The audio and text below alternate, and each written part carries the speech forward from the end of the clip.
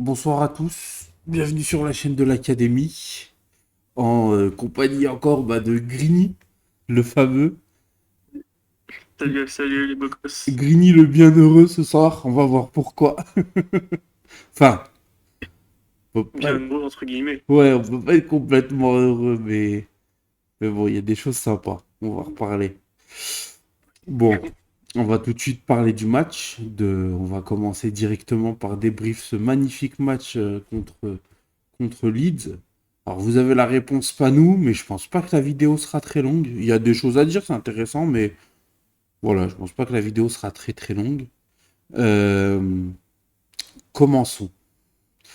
Alors, le match s'est terminé à l'instant. Manchester United a fait match nul de 2. Donc Leeds a pris très très vite l'avantage sur un but de Gnonto à la première minute. Puis Manchester avait bien la tête dans le seau et a même pris un deuxième but sur un contre son camp de Raphaël Varane. À ce moment-là, Ten Hag était obligé de changer quelque chose. Ten Hag le marrant a été obligé de sortir. Il a un peu ces deux facettes là. Un coup, il est pas fait du tout et des fois, il décide de mettre un nez rouge et de faire rentrer, pas dans le sens clown, mais dans le sens drôle. Il est un peu plus fun et hop, il fait rentrer Pellistri et Sancho en plein match. Et ça a marché. 3 minutes plus tard, égalisation de Rashford, qui marque pour la sixième fois consécutive à Old Trafford, une première depuis Wayne Rooney en 2012. Ça fait 13 ans quand même. 11 ans. Ouais. Le mec bon en maths. Non ouais, 11 ans que personne ne l'avait fait. Donc voilà, l'inévitable Marcus Rashford qui marque encore un but important, puisqu'il nous permet de revenir à Très 2-1. beau but en plus. Et puis, est-ce que tu as envie de parler du deuxième but? Bah, le meilleur joueur de première ligue actuellement. Bon, ça va, on va être calme. Euh, on peut dire le coaching payant de Tenag qui, qui fonctionne à merveille. Je pense que c'est plus mesuré.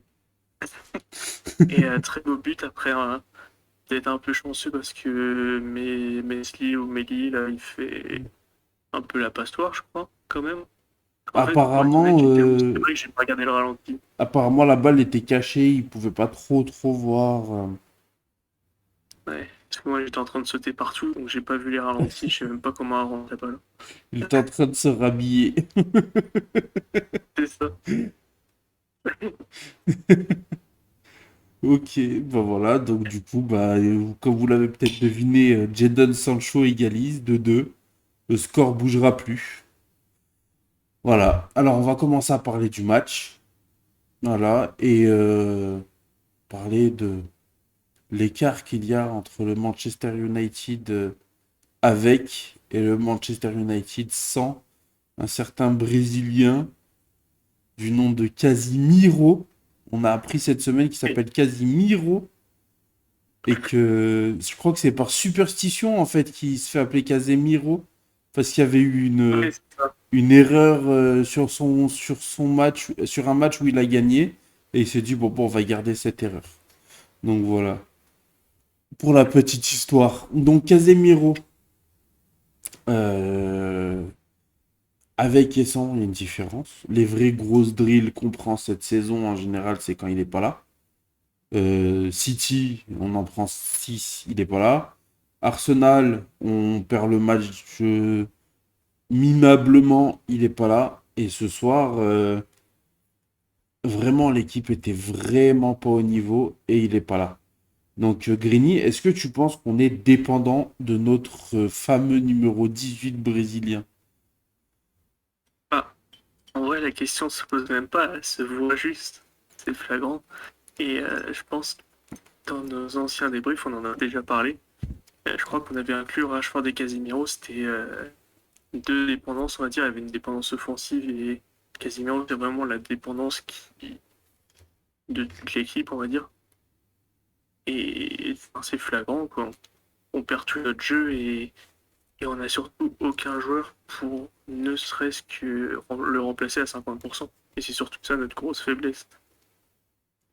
Moi, Et je pense d'ailleurs, quand pour la même. stat, je sais Vas-y, pas si vas-y. tu as vu la stat, mais avec Casemiro, on gagne 2,3 points par match. Et sans lui, je crois qu'on est à 1,3, 1,4. Et avec le nombre de buts aussi, c'est aberrant la stat. Elle est sortie tout à l'heure. Bon, bah, ben, c'est pas ce soir qu'elle va s'augmenter, que la moyenne va augmenter, hein. Ouais. Du coup, moi, je pense quand même que ce soir, c'est quand même à part, même si de toute façon, avec et sans Casemiro, il y a clairement une différence. Mais ce soir, je pense quand même que c'est différent parce que il n'y a pas que Casemiro. Là, Ten Hag, il a eu tuile sur tuile. Alors, il y a la suspension de Casemiro, il y a la blessure d'Eriksen. Bon, ça, voilà, il le savait, tout ça. Mais t'as Sancho qui est malade juste avant le match et qui aurait dû être titulaire. T'as Anthony qui se blesse juste avant le match. T'as Wan-Bissaka qui tombe malade juste avant le match. Euh, T'as quand même pas mal de trucs. Bah, t'as l'absence de Martial, mais bon, s'il compte encore sur lui, il est juste un peu débile. Mais, enfin, voilà. McTominay est blessé aussi. De quoi? McTominay est blessé, le seul, on va dire, qui peut pallier l'absence de Casemiro, En, en- André 6. en plus. Donc voilà, en soi, je- ok, oui, il y a une dépendance à Casemiro, moi je pense, mais ce soir c'est encore différent, c'est vraiment, je pense qu'il pouvait pas moins bien préparer ce match. Il y a eu beaucoup trop de changements, de blessures, il y a des nouveaux joueurs, t'as Weghorst qui est là, bon, il commence à être là depuis un moment, mais voilà, il est quand même un peu nouveau. Enfin, en tout cas, moi ce que je sens, c'est que Weghorst, il a un peu du mal encore à être compris par ses coéquipiers. Tu vois, il a zéro occasion, le garçon. Donc, je sais Il ne pas. comprend pas lui-même, je pense. De quoi? Il se comprend pas lui-même. Non, en vrai, j'accepte ceux qui disent qu'il est pas assez bon, etc. Mais moi, je pense que quand tu as zéro occasion, c'est que tu t'entends pas avec tes coéquipiers. Pas tu t'entends dans le sens où tu t'entends pas avec eux, tu les aimes pas, mais tu t'entends pas, c'est-à-dire que tu sais pas encore où te placer. Et Ten Hag l'a dit avant le match, il a dit, euh, c'était pareil au début avec Rashford, il faut juste le temps que bah, les gens s'habituent à jouer avec lui. Donc c'est vrai qu'on n'a pas eu j'allais dire une giga connerie. Je veux dire, on n'a pas eu de joueur sur qui on peut jouer de la tête, mais il est nul de la tête. Donc ça non, par contre, ça pour le coup c'est un vrai constat, c'est que de la tête il est pas bon. Euh, mais voilà, je pense que il faut vraiment apprendre à jouer avec lui.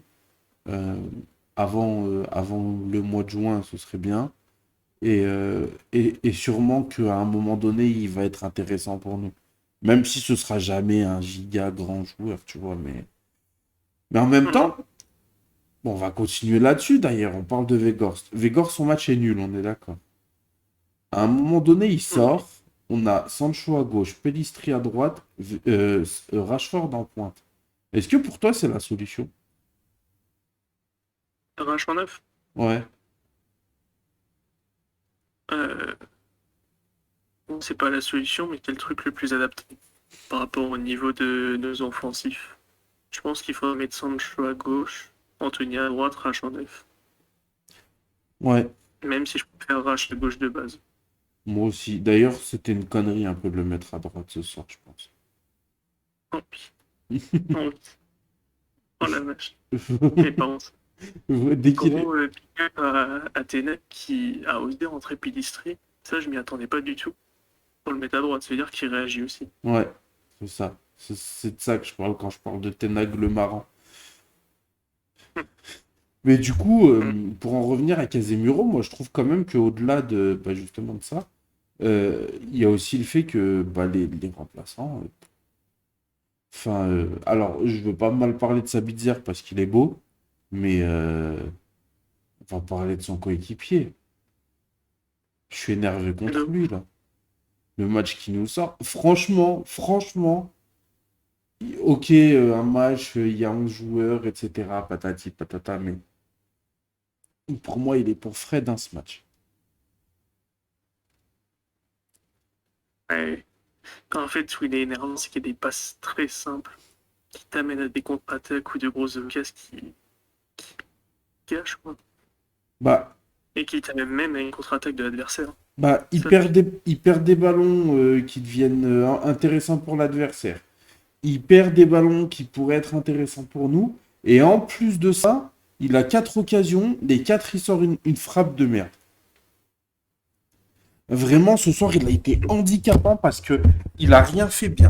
Tu vois, genre, tu sais, s'il était juste un peu nul dans les frappes et tout, bah, je me dirais, bon, bah, on va pas attendre de Fred qui mette des lucarnes, tu vois.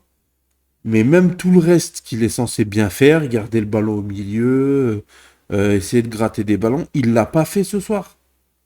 Et on avait vraiment besoin de lui. Donc, pour moi, Fred, poubelle. Enfin, vraiment, c'est un joueur que je veux plus voir à Manchester. Pas juste à cause de ce soir, mais juste parce que bah, c'est des joueurs, tu peux pas compter sur eux. Casemiro est absent, bah Fred est nul. Et c'est pas normal. Normalement, il devrait se dire, bon, bah je dois tenir le milieu, maintenant, c'est, euh, c'est ma responsabilité, c'est moi le plus vieux, c'est moi le taulier. Mon coéquipier, là, qui est juste à côté de moi, c'est son premier match, il va pas tout faire, donc il faut vraiment que je me sorte les doigts. Et c'est le jour qui choisit pour sortir le pire match de l'année. Vraiment, il a pas fait pire cette année. Alors que bah, contre Crystal Palace, il nous avait bien aidé. Donc vraiment, pour moi, ça dégage, Fred, cet été. Il y a plein de joueurs à dégager et lui, il en fait partie. après, il a fait une toupie quand même. Faut pas oublier ça. Ouais, mais si, c'est la toupie qui m'empêche de l'insulter. Sans la toupie, ça aurait été compliqué. Encore plus, Non, tu mais vois. après, comme je dis, le match est dégueulasse, mais je trouve ça dommage parce qu'il a quelque chose quand même, tu vois. Il a son niveau, on sait son niveau. C'est juste qu'il n'est pas régulier. Oui, Et du coup, ça reste toujours sur le débat. Est-ce qu'on le garde en squad player parce non. qu'il peut faire des bonnes rentrées et tout, ou est-ce qu'on passe à autre chose? Non, un très bon squad player, c'est Sabitzer, pour le coup. C'est Encore ça. que, peut-être même que squad player, c'est pas assez gentil, parce que son match. Moi, j'ai adoré son match. C'est un joueur qui est intelligent. Il est vraiment intelligent. Il sait quoi faire avec le ballon, même quand il n'a pas le temps de choisir ce qu'il va faire avec le ballon, tu vois. Genre, il y a des Et il a la moments vision. où la balle, elle part, je sais pas où, et je me dis, mais qu'est-ce qu'il a fait? Et poum, dans les pieds d'un joueur, parfaitement placé. Et là, tu te dis, ah ouais, d'accord. Vraiment, il voit tout plus vite que tout le monde, tu vois. Nous, on est derrière notre télé et il y a des choses qu'on voit pas, et lui, il les a vues, tu vois. Alors que, bah, il est sur le terrain, qu'il n'a pas la vue d'ensemble qu'on a, qu'il est pressé par les joueurs et tout ça, et il voit des choses que nous, on n'arrive pas à voir, quoi. Et vraiment, j'adore le match qu'il a fait. Et ça me conforte dans l'idée que son prêt va être concluant, je pense. Et d'ailleurs, il me fait vachement penser à Eriksen, un peu dans son style de jeu, Hmm. mais limite, il sera intégré en meilleur. Je prends un hot take, mais j'ai l'impression qu'il va être plus impactant. Et je sais pas, moi je suis convaincu entièrement. Sachant qu'il a pas de rythme, et c'est la première fois qu'il joue vraiment avec Fredo. Moi, je l'ai Euh, dit dans notre live dans un... Twitch, hein. Quand on a fait le live Twitch, je l'ai dit, hein, je l'ai dit, pour moi, c'est mon avis personnel, mais Sabitzer, Casemiro, ça m'ambiance plus que Casemiro, Eriksen. Pourtant, j'adore Eriksen, hein. Mais vraiment, Sabitzer me chauffe beaucoup plus dans. Déjà, ne serait-ce que par son profil, tu vois, c'est un joueur qui est dans le capable rôle. de jouer défensivement. Enfin, il a une débauche d'énergie supérieure à Eriksen. Et vraiment, pour moi, euh, quand Eriksen va revenir, va falloir qu'il gagne sa place. Hmm, Et pas faux. j'espère qu'il la gagnera pas. Ça, c'est un détail. Oui, non, en vrai, on est gagnant dans tous les cas. S'il y en a un qui est meilleur que l'autre, c'est très bien. Mais voilà, en tout cas, Sabitzer, son match, il est excellent. Je Il est suis pas... prêt à faire sauter la banque pour lui, hein. On De fait une quoi? petite offre directe. Je suis prêt à faire sauter la banque pour lui, hein. Ouais. On envoie 30-35 millions et voilà. Moi, je pense qu'il faut parler avec le Bayern dès ce soir. Oh, Faut... Non, mais voilà. Et en parlant de matchs bons, donc Sabitzer, mais on va parler de matchs aussi pas bons. On a parlé de Fred. je trouve, Ouais. sans lui faire une offense incroyable, parce que c'est pas le pire match que j'ai vu de ma vie, mais je trouve que c'est le plus mauvais match. C'est peut-être un top 3 parce que j'ai peut-être pas tout en tête, mais il me semble que c'est le plus mauvais match de Varane sous nos couleurs. Indépendamment du CSC qui met, hein. Mais je trouve que ses choix dans les passes n'étaient pas toujours très pertinents. Offensivement, il a été intéressant. Il a mis deux, trois têtes qui auraient pu être. Enfin, il a mis deux têtes qui auraient pu être décisifs et une frappe aussi. Tu sais, dans la première mi-temps, là, il est un peu excentré du but. Il va Hum, frapper, je crois qu'elle est contrée ou au-dessus. Reprise. Ouais. Donc, offensivement, il nous a aidés. Mais je trouve que défensivement et à la construction, ses choix ont pas toujours été bons. C'est pas le Varane que j'aime bien. Moi, j'essaie de me souvenir, je n'ai pas de mémoire qu'il y a des choix, un match scandaleux. Euh, et je me souviens de sa sortie un peu en dribblant, là, qui m'a ambiancé. Mais ça, Varane, pour le Digno. coup, Mais il gère bien parce qu'il y a personne autour de lui, il est enfermé, il peut pas mieux faire, hein. hmm. Franchement, il la gère bien, cette phase, hein. Mais je pense qu'il a aussi dû s'adapter au fait qu'il n'y avait pas Casemiro. Parce que Je... Casemiro, c'est un gars qui redescend très très bas. Et là, on va dire du jour au lendemain, passer à un Fred ou même Sabitzer qui faisait ça bien, mais c'est pas Casemiro. Hmm. C'est pas facile. Et en sachant que sur son côté, c'était un autre joueur dont on va parler. Enfin, je sais pas si t'as prévu d'en parler, mais que j'ai trouvé très très nul. Ramenez-nous à Ron Wan-Bissaka. Ramenez-le nous dans le 11. On peut en parler, hein, de Dalot. Moi, je l'ai pas trouvé si nul que ça. Je trouve quand même que, bah, déjà, c'est une reprise, puisqu'il a été blessé pendant un bon mois. Euh, donc, c'est pas facile. Et puis, il a des choses intéressantes, tu vois. Le petit passement de jambe à deux à l'heure qu'il fait et où il enchaîne un centre au corner, Sans tribune. c'est pas mal. Non, en vrai, il y a eu des phases un peu intéressantes, mais c'est insuffisant. Moi, je suis d'accord. Hmm. Même quand on fait le bilan, c'est pas lui le fautif. Les buts qui viennent de son côté. Ouais. Ouais, ouais, c'est. Ah, c'est pas lui le fautif, mais je veux dire, moi je trouve que t'as une aisance défensive avec Wan-Bissaka que tu n'as pas avec Dalot. Ouais, après, Varane, il peut Wan-Bissaka, merder il ou quoi que avait. ce soit, Bissaka, il courir. Après, Wan-Bissaka avait le rythme, peut-être l'envie, parce qu'en plus, il a été éloigné pendant longtemps. Enfin, je pense que Dalot, faut. Sur un match, c'est compliqué de tirer ce genre de conclusion, moi, je trouve, hein. Ouais, mais juste, moi je tire cette conclusion. La relance qu'il nous fait à la 70e, je crois, plein axe, pas du tout sur Martinez, ça part en contre-attaque. Et on a deux doigts de faire un penalty parce que Martinez il essaye de sauver la situation. Ouais. Et Martinez, là, ce même en dehors soir, du rythme, c'est de la tête. Je saurais pas dire s'il fait un match incroyablement excellent ou un mauvais match parce que, c- en fait, il s'en est à chaque fois sorti. Donc, en soi, on peut pas dire que ses interventions étaient mauvaises. Trois ou quatre interventions où on prend un risque, hein, quand même, hein. Ouais, il tient la baraque. Oui, mais ce que je veux dire, c'est que le penalty était pas loin à chaque fois. Ouais, après, c'est vrai qu'il bah, il joue toujours dans l'agressivité, dans Ouais, le mais ce petit soir, c'était geste de la moins dernière contrôlé seconde. que C'est d'habitude, quelque je chose. trouve. Ouais. Je sais pas si on peut établir que ça à Martinez ou si ça vient de toute l'équipe et vu que c'est la dernière lame, bah, il est obligé de faire un sale Ah travail non. à la fin. Je pense qu'il a trop travaillé dans l'urgence ce soir pour à sa décharge carrément. Mm. Je suis bien d'accord. Et entre guillemets, il fait le sale travail que Varane ne fait pas.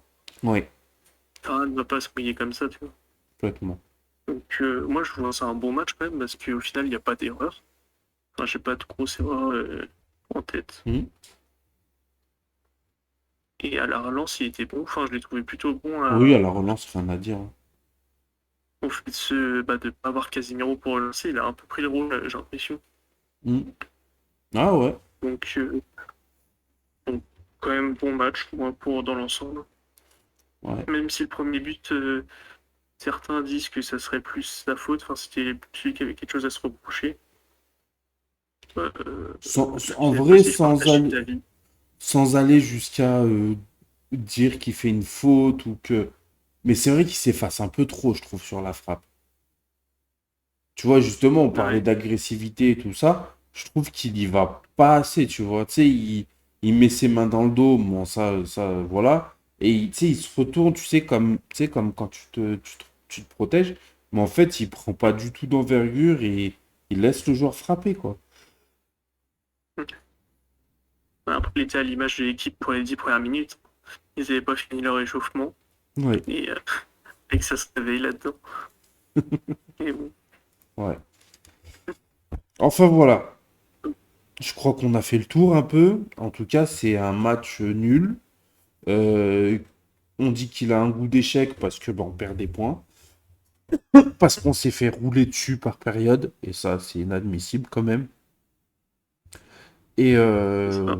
et voilà quoi. Donc on espère que Manchester United reviendra avec de meilleures intentions et surtout un meilleur jeu ce week-end. Contre Leeds encore une fois, du coup.